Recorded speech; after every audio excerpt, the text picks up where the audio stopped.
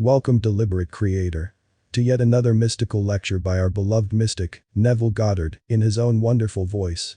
In this lecture, he describes a literal parallel reality shifting experience, which is transcendental to say the least. As it proves, we are more than just a body. He proves to you in this lecture that God dwells in us. And we, by the concentration of our imagination, can enter dreams while awake. He puts this miraculous experience of shifting into a parallel reality as penetrating a dream. Mind you, this lecture was produced in 1971. So it has old connotations to these ideas that we're still developing. But Neville clearly states that his experience is not a mere out-of-body experience or astral projection. He deemed those as mere child's play. What he describes is the power of God within, which is our own wonderful human imagination. God enters into a world via imagination. And the moment he enters, he gives that world a cubic, or in modern terms, three-dimensional reality. The purpose of this life is to awaken the Christ within, who can freely move in and out of any and every state. There is no death to your real self. Your dream is shadowy, when you imagine from the human perspective. But if you penetrate a state, or your dream, via imagination of the real self within, it will become real. You will experience it in this world of three dimensions. Or a world entirely separate from this world, yet just like this. He even makes a reference to this reality being a simulation, in a computer. That is, everything is recorded and exists in the body of God. If you imagine a dream so intensely that you give it tones of reality, you will enter into that dream, in literal sense. That is, you will slip into that parallel reality. Now without further ado, let's hear it from our beloved mystic, Neville Goddard. We are told, with God, all things are possible. I think anyone who believes in God would say yes to that. But then we are told that God is spirit, and that the Spirit of God dwells in us. I think any man who believes that should make every effort to find out who God really is, who dwells in us. He is Spirit, and the Spirit of God dwells in us. And this God creates all things. By him all things were made, and without him was not anything made that was made. But everything in the world, regardless of what it is, for we are told, I form the light, and I create darkness. I make the weal, and I create the woe. I am the Lord who do all these things. Well, surely we should make every effort to find out who he is. I firmly believe, from my own experiences, that this God of whom the Bible speaks is our own wonderful human imagination. That God and the human imagination are one. That all natural effects in the world, because they are created by the Spirit of God, are caused by Spirit. So every natural effect has a spiritual cause and not a natural. A natural cause only seems. It is a delusion of our fading, I would say, memory. For here, in this world, I can't quite remember when I imagined that which is now taking place in my world. I do not recall it. I can't remember when I set it in motion. But if this is law, and a law that no man can break, at some time, somewhere, I imagine what I am now encountering. That my present moment is not really receding into the past. It is advancing into the future to confront me. But I forgot it. And I now think it has a natural or physical cause. And it does not have a natural cause. Every natural effect has a spiritual cause, or the Bible is completely wrong. For we are told, by him all things were made without exception, and without him was not anything made that was made. And he is spirit, and the Spirit of God dwells in me. Well, if he dwells in me, I have identified him with my imagination. Only on this level I do not remember having imagined it. But along the way, I must have, if this is principle. Now, let me share with you some of my experiences. We are in this room tonight, and the room at this moment is more real to us than anything in the world. It has a cubic reality because we are in it. Think of your home. You know your home far better than you know this room. But your home at this moment is not as real as this room. This room now occupies reality to you. And everything else is shadowy as you think of it. Why is this real? Because you have entered it. You are in it. You occupy it. This I know from experience. Sitting in a chair, and suddenly I am seeing what reason tells me I should not see. I am seeing, pardon me, what seems to be the interior of a home. Or lying on my bed, I see the interior, or it seems to be, of a great hotel. An unoccupied suite, ready for occupancy, but not occupied. It was just as vivid as any painting of a great artist. An artist could give us the impression of a three-dimensional picture. We know that reason tells us it's on a flat surface. It's simply depicting three dimensions, but it is all on a flat surface. Well, while seated in the chair, or lying on my bed, my consciousness followed vision. And I entered that room. I actually occupied it. I came back to where I was seated on one occasion, to where I was lying on my bed on another. And then I went back. And again it took on a cubic reality. I came back knowing exactly what I am doing. I knowing this whole thing makes no sense whatsoever to the rational mind. For I could not deny what I am experiencing. Here I have the evidence.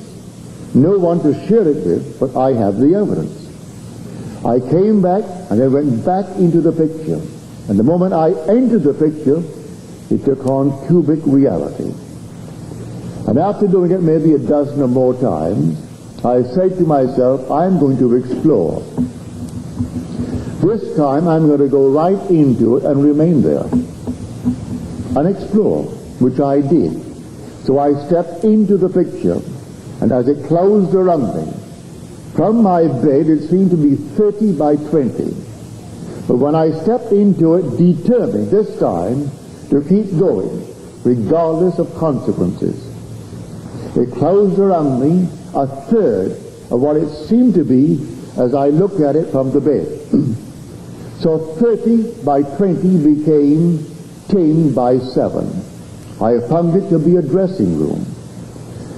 A dressing room of a huge, wonderful suite ready for occupancy. No one was in it. I'm the only occupant now. I came out by opening up a door. I didn't go through it. By some vapor, I actually opened the door. And to myself, I was solidly real. Just like the man that is talking to you now. My hand could open a door. And the door was solid and it was real, and I went through the door. I entered a corridor. It was a nice wide corridor, dimly lit. At the end of the corridor, intersecting it, was a brilliantly lit corridor. I walked down to the very end, and when I got to the end, here is this luminous, wonderful corridor. I saw two ladies coming down the corridor. I knew exactly what I was doing. I knew how it began. It began by seeing what seemed to me just a vision, like a painting. I knew that I left my bed by consciousness following vision, and I entered the painting, and the painting took on cubic reality. I knew it, so I called that a dream. Knowing it began as a dream, I said to myself, well, it has still to be a dream, but I am dreaming now awake. I am not dreaming, sleeping. I am fully awake, but it is a dream. And I said to the ladies as they came by, ladies, this is all a dream. They did exactly what any nice ladies would do, a stranger standing in the corridor and saying to them, this whole thing is a dream. They thought they were looking at a madman. So they got as far removed from me as they could and got right next to the wall. But the wall was as solidly real as that wall. They couldn't go through it any more than I could. And while looking at them, and they're frightened to death, they walked quickly by, and then I saw something hanging like a chandelier. It reminded me of an object that I'd seen about 6 months before in a friend's home. And he said to me, see, you can hardly tell that this thing is not suspended. If you look closely, there is an almost invisible thread that connects it to the ceiling. So I looked, and I did see that very little thin thread connecting this to the ceiling. Then I was convinced, well, it is a dream. This is a memory image of what I saw in my friend's home. So again I said to the ladies, look, this must be all gossamer. But as I held it, it was solidly real. It was just as solid as this. That surprised me. They kept on moving, and they moved rapidly towards the end. And here I am holding this thing in my hand. I took my hand off, and I said to myself, now you know it began as a dream, Neville. And this still has to be a dream. All ends run through to origins, and the origin of this experience of yours was a dream. So this must be a dream. But it is not a dream. I am just as awake as I am now talking to you, as I was talking to those ladies. When they got to the end, they looked back at this mad person in their eyes. I was mad, and they simply disappeared by stepping down a few steps into what undoubtedly was the great reception room, the foyer of a huge big hotel. Then I say to myself, you know, how are you going to get back? How are you going to get back? There is no road leading back to that date on which you left a body. And you have unfinished business. You have a wife and an uneducated daughter who has the ambitions to go to college.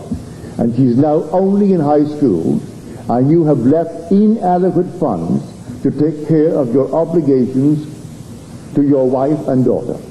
You've got to get back. How to get back? I couldn't go through that door that led from that suite of rooms into the corridor and find any exit from there back to where I lived in Beverly Hills. What on earth am I going to do? I knew, reason told me that if I don't get back, within a very short time, they'll find that body on the bed, and they will have to examine it, and they will declare it a heart attack or something, but they've got to find a physical cause for it.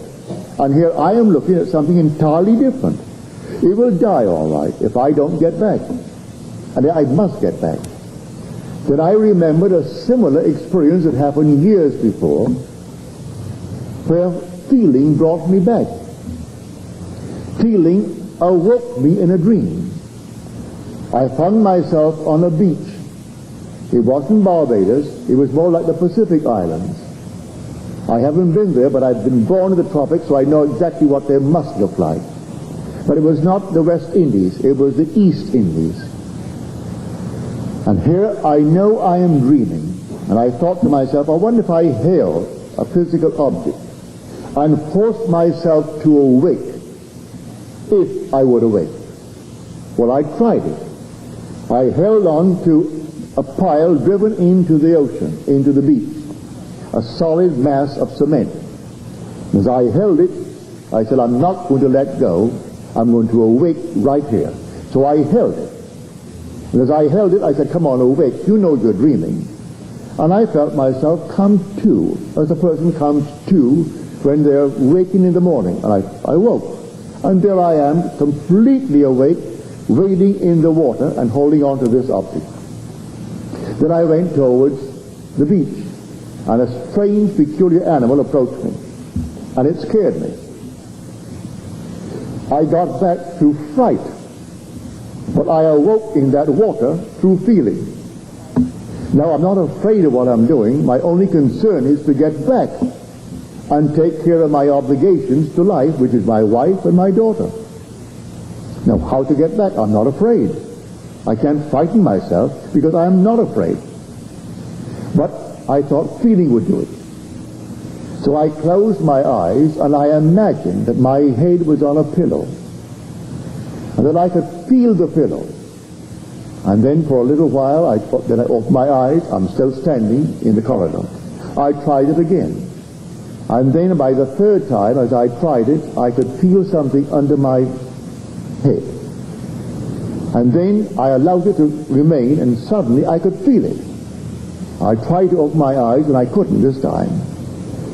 And instead of feeling that I am standing perpendicular, I feel I am standing in lying horizontally. So I felt, well, I must be back now. But I couldn't move my body. The body was cataleptic and frozen like this. Then in about, maybe 20 seconds or so, I could move this little finger. I couldn't open my eyes. In a little while, I could move it from the elbow down.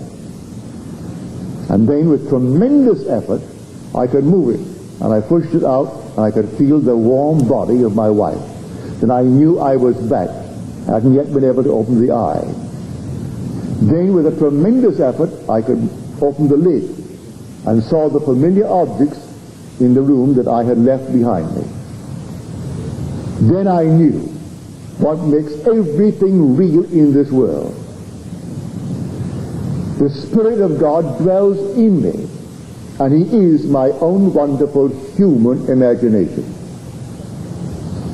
I walk into a thing that I can only see lying from my bed. Entering that state, it took on a cubic reality.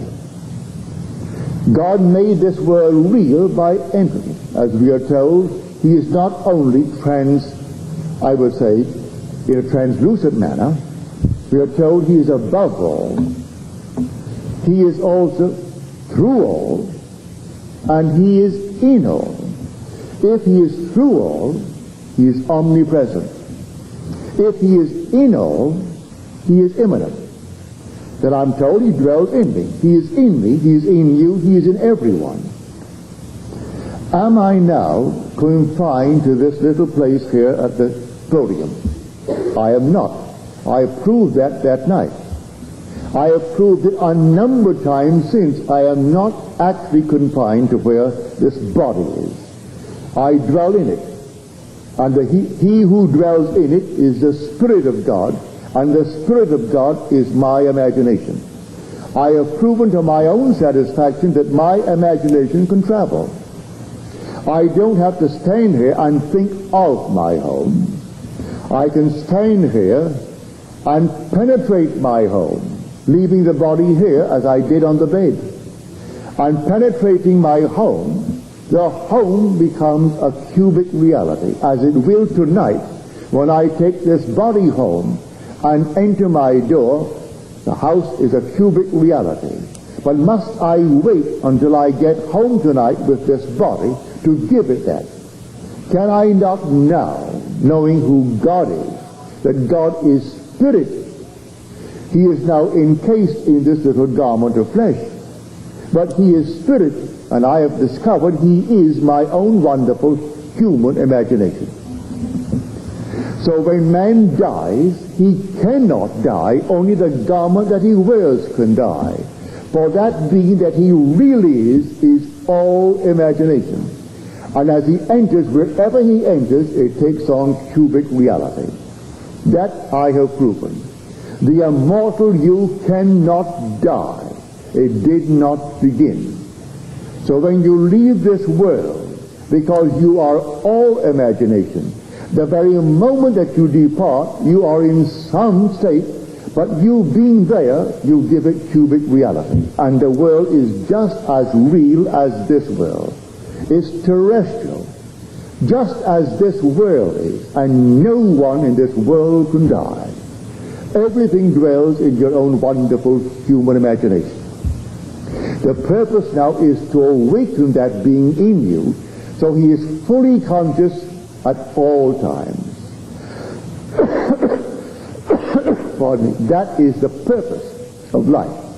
He who came down and took upon himself the weaknesses and the limitations of this garment and confined himself to it is destined to awaken while he is walking this earth. And by this earth, I mean this earth in the sense that it does not end where my senses seem to register it. It doesn't terminate at the point called death, because the being in it goes on, and he's still in the world because he departed this world. His entrance into that state gives it a cubic reality, just like this room now, because we're in it. Now, we come down to a practical use of this law. Because this is so, your dream now is shadowy. You would like to be other than what you are. I think everyone does in this world. It's a form of growing and growing, and we grow and we outgrow. So you would like to be it. But to those who are not in their dream, it's shadowy, a mere possibility. But to those who enter into the dream, it seems the only substance. A man that is now poor and embarrassed because of his poverty, he can still dream, and dream of wealth, dream of security, but it's a shadowy state. It's something that seems to him almost impossible. If he's going to use reason, he will say, how is this thing possible? Because I have no background, either intellectually or financially or socially, to even hope to achieve that sort of thing. But if he knows who he really is, that the Spirit of God who creates all things dwells in him, and that he can detach that indwelling being from the body that he wears and actually enter his dream, the dream will take on reality, and if he persists in it, it will objectify itself in this world. I know that from many problems that I've had, when I was told I could not do this or I could not do that, having remembered the experiences that were all mystical, I applied them to practical things, and they worked just as well in the practical state. I entered into my dream. It was a dream. When in the army, I couldn't get out. But I wanted to get out. But I wanted to get out honorably. I did not wish to be dishonorably discharged. I wanted to go through this world as a very honest, I would say, clean, wholesome American citizen. And not when I ask questions, were you ever in the army? And then they say, were you honorably discharged? I have to say, no, I was dishonorably discharged. I didn't want that on my record.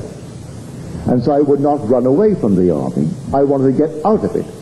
And get out of it before the end of the war, and to get out of it honorably. So I took the same lesson that I had learned, and I applied it today. So while in the army, I assumed that I am in my home in New York City, 2,000 miles away. I was in Camp Polk, Louisiana, and I had an apartment in New York City on Washington Square. And so going to bed physically in Camp Polk, I went to bed in my imagination in my home in New York City. Not there on furlough. Not there on some little escape, but there honorably discharged. Then I got off my imaginary bed, walked all through my apartment, and saw everything that I would see if I were there. It took on cubic reality. When I woke the next morning, I was still in Camp Polk, Louisiana. But that night, a strange thing happened to me. It was 4:15 in the morning. And here, a sheet came before my eyes, and on this sheet, a hand appeared from here down, holding a pen. And the pen wrote, "That which I have done, do nothing." First of all, the voice said that, but the pen scratched out my disapproval, for I applied for discharge, and my colonel disapproved it. He said, "Disallowed," and signed it Colonel Theodore Bilbo Jr. That was his name, which is on a record. You can look it up, for he was the one who disallowed my application for discharge. And he simply scratched it out. And over that it wrote in, "Approved," this hand holding a pen. Then the voice said to me, "That which I have done, do nothing." What did he do? He scratched out the colonel's disapproval, and he wrote in "Approved." And then I woke. 10 days later, I was honorably discharged by that same colonel. And he shook my hand as that I left my base and said, "I will see you after the war is over." I said, "All right, Colonel, thank you very much." And that very night, I was on a train back to my place in New York City. That's how it works. I know from my own personal experience. I am sharing with you what I have experienced, both in the world of Caesar and in the world that is transcendent, something entirely different. So when I speak of being born from above, I am not theorizing. I am telling you exactly what happened to me. When I speak of meeting the Son of God who calls me Father, I am telling you exactly what happened to me. When I tell you I ascended into heaven like a fiery serpent, as told in Scripture, that's exactly what happened to me. When the dove descended upon my hand and then smothered me with love, kissing me all over my face, my head, my neck, I know exactly what happened, because it happened to me. So I'm only sharing with you, not theory, not speculation, only what I know from my own experience. So tonight, the most impossible thing in the world, and who is not confronted with it? I am, an impossible thing. That I have to actually deny the evidence of my senses and apply my principle towards that event. I know it could not have happened, nothing happened by natural causes. Nothing in this world happens by a natural cause. It's all spiritual. And you may say, and the world will say, it happened because you did so and so over a period of time, and that is the cause of your present physical ailment. It isn't so at all. You admire someone intensely and try to duplicate their every act in this world. And you wish you were just like them. And they depart this world by a similar experience, and never once did the physical things that you are accused of having done, that is the cause of what is happening to you. Never for one moment did it ever occur to her, the one she admired, to actually do for one moment what this one, suffering from the identical thing, is now suffering. And the world will say you were suffering from it because of a physical cause. Had you not done for 40 years what you have done, it could not happen. Yet her own loving mother that she worshipped beyond anyone in this world and tried so much to emulate, never once in her life smoked a cigarette, would take an occasional little drink, very sweet and very weak, and died of the very thing that she now is suffering from. And there's no one in this world she worshipped more than her mother. That imaginal act in the beginning of time. And the whole thing came forward, and now she's fulfilling completely her ideal to be just like her mother. And the world will tell me the thing that is happening to her is caused by a physical state, and it isn't so at all. I could duplicate that and multiply it by the unnumbered number if man only had a memory that could retain the imaginal acts of the past.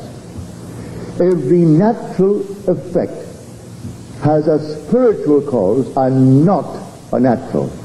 A natural cause only seems. It is a delusion of the perishing vegetable memory.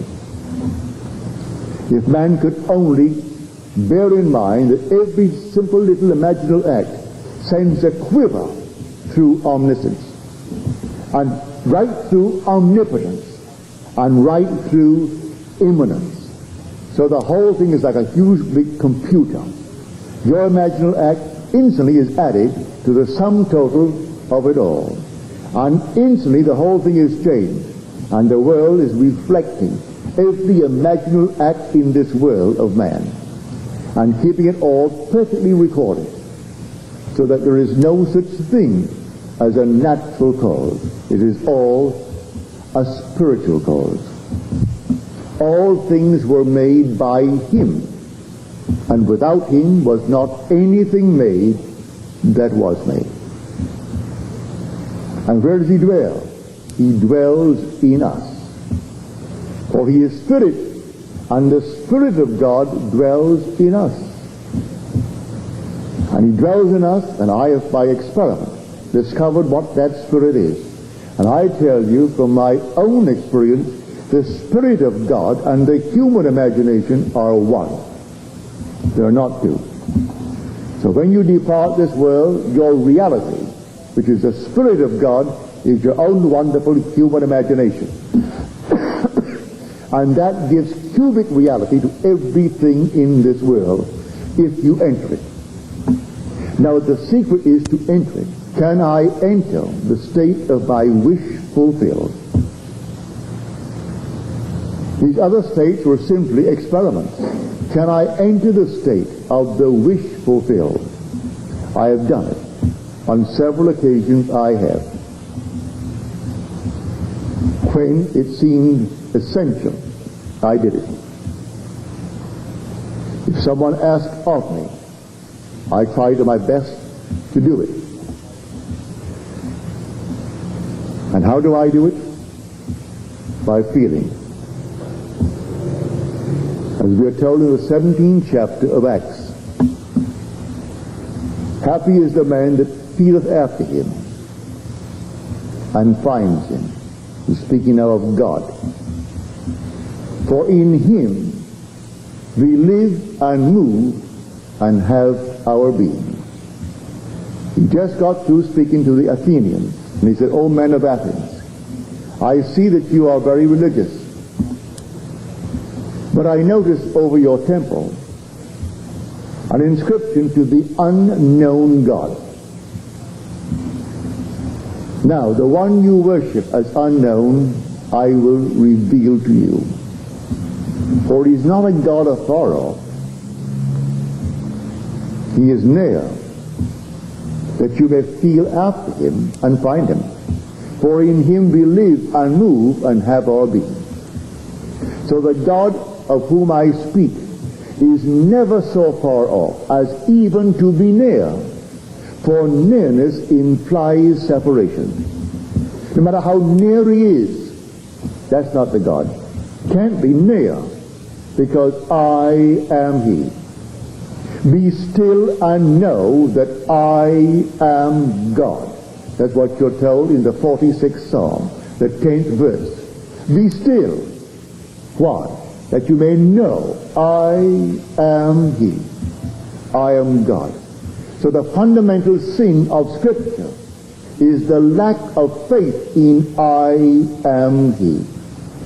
As you're told, you will die in your sins. That is, you'll die missing the mark unless you believe I am He. And before that the world was, I am. Before Abraham was, I am. But I am can't be near. That's the core of my being. I can say I am a man, but that's something near. I have a hand, that's near. I am rich, that's near. I am poor, that's near. But before I can say anything, I must first establish the sense of being, and that is I am. So I must first be before I can be anything in this world. And so the lack of faith in that reality is the fundamental sin. So here I share with you what I've discovered. I have discovered that your own wonderful human imagination is one with the Spirit of God, and that you can enter any state in this world, and on entrance it ceases to be a flat surface depicting reality. It is reality. Why? Because you are the reality who dwells in it. Wherever you are, things are real. If you are not in it, then they're not real. They go back to their flat surfaces. And all things exist in the human imagination. We are called upon to select that state in which we will dwell, the state that we will enter and make real in our world. And I do it by simply feeling. What would the feeling be like were it true? How would I feel were it true? And how would I see the world were it true? Then I feel myself into that state and try to give it all the tones of reality, all the sensory vividness that I can. If I can give it sensory vividness and tones of reality, even though I do not see it, it will work. But sometimes it becomes so vivid and so intense, you do see it. And the whole thing opens, your eye opens. And then the whole thing is real. And there you are in an entirely different world, the world of your dream. But because you entered it, it is real. But whether the eye opens or not, it will still work, may I tell you. This is the law spoken of in Scripture. And because no creator in the world exists but God, He is the only one, He has to create good and evil. If there is good and evil, God does it. If there is darkness and light, God does it. He said, I kill and I make alive. I wound and I heal. And none can deliver out of my hand. We think a devil kills and God makes alive. That the devil wounds and God heals. It's God who kills, and God who wounds, and God who makes alive, and God who heals. There's only God. Read it in the 32nd chapter of Deuteronomy. I, even I, am He, and there is no God beside me.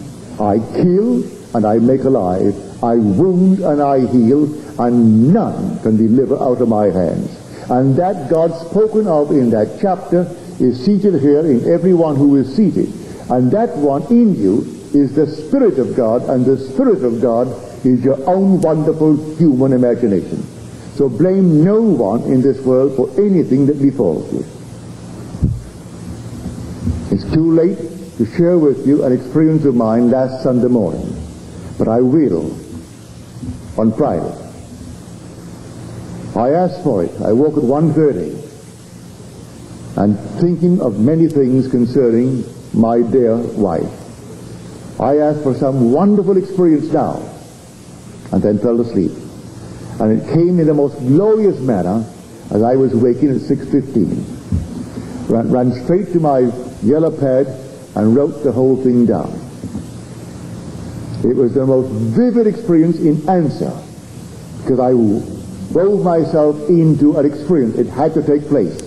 What experience it would, I left it to the depth of my own being to decide that. But give me some wonderful experience this night in answer to something. And then came the most glorious experience. And then I wrote the whole thing down. But it's too long to tell it tonight. I'll tell you on Friday if you're here.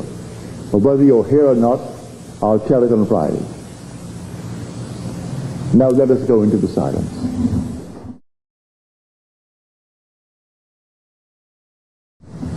Good. Now, are there any questions, please?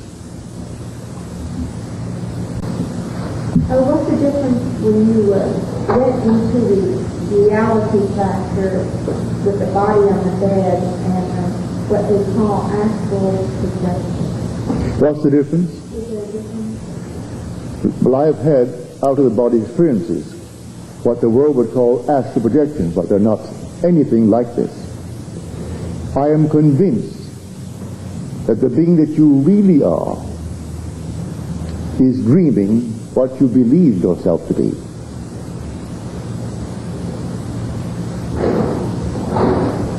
One day you will awake, and you and the dreamer of you will be one. I have seen myself out of this body many times, but it's not that of which I speak today. Any other questions, please? Yes. If you have time, I would like to hear again the story you told about a dream or a dream you had where you were trying to get through a wall and you tried to force to get through and you couldn't get through. Well, that was really an astral projection. I was living in my hotel room in New York City, and I felt this peculiar force in my head, and I moved out in a circular motion, or rather spiral motion, and I found myself on the beach. I didn't know anyone, but I knew I had just left a body on the bed in New York City. I was more curious about how that thing happened than about the people on the beach. That meant nothing to me. So I inwardly wished to return and duplicate it, but this time not to go to the beach, but to actually come down in the room and observe the body out of which I had just come. So I had no sooner wished it than I came back to the body. And I'm in the body, and I know I'm in the body. But now the same motion is taking place, the same intensity. But this time, as I whirled out in the spiral motion, I will myself to come back into that room and not go elsewhere. I want to see exactly how this thing works. So I came into the hotel room, and there's my body on the bed. The face is covered with a cloud. There are breaks in the cloud, and through the breaks in the cloud I can see my face, but only through breaks in the cloud. And here I'm looking at this thing, and I call it a thing because the reality is looking at it. That which I always believed to be my reality, myself, that I shaved in the morning, and I bathed in the morning, and I fed all through the day, that's only an envelope. I am the being looking at it. But I figured out, if I am now out, I'm spirit. Therefore I could easily go through that wall. And so I ran towards the wall and ran at it and bumped my head. Came back, I figured to myself, that's crazy. I'm spirit. There is the thing that should bump its head, not me. I ran again and I bumped my head again. I came back, and this time I said, now, there must be some way that it can be done, because I am spirit. I imagined myself out of that room, and instantly I was where I imagined myself. The mere fact I saw the wall as a barrier, it was a barrier to me. And so trying to go through it, I was going against my own rational mind.